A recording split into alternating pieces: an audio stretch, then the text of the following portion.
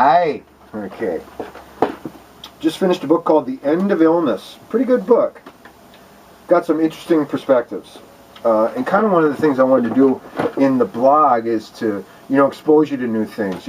My book, of course, which will be available soon on ebook, which was hard copy. It's really super cool.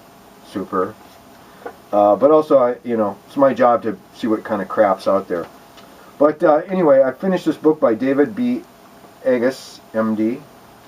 And there's a great thing in here. I have one of my students was talking about how she would lose weight a couple of weeks and then would stall. And she was eating right. She was doing all the things I asked her to do.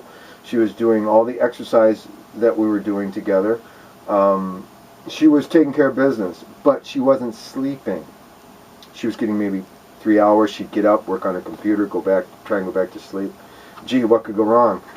I was finally able to discover and find some really solid information here about sleeping and our circadian rhythms. Sleep keeps your body in balance is the name of the chapter.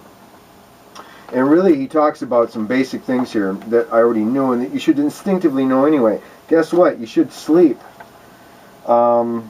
Establishing a consistent pattern really helps your body, your melatonin, your serotonin, all these tonins with other big long names, the tonin family, all kind of stabilize.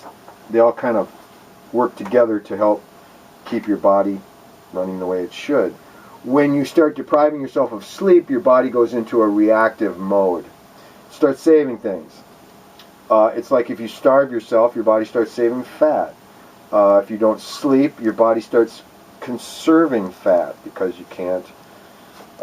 It's an old primal instinct where your cortisol spikes and all this crazy stuff happens. And the bottom line is that, like everything else we've talked about and everything else I'm teaching you, it's always simple. It's a push-up.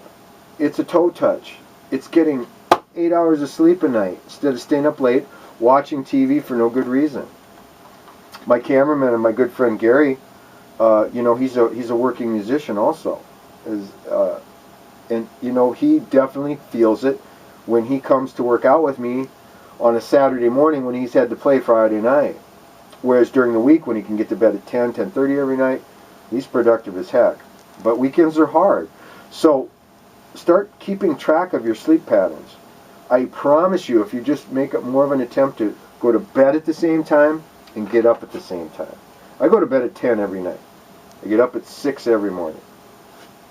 It's that simple. My weight doesn't fluctuate. I feel great, and I get all the stuff done that I want. I don't sit for 2 or 3 hours at night watching some dumbass TV show.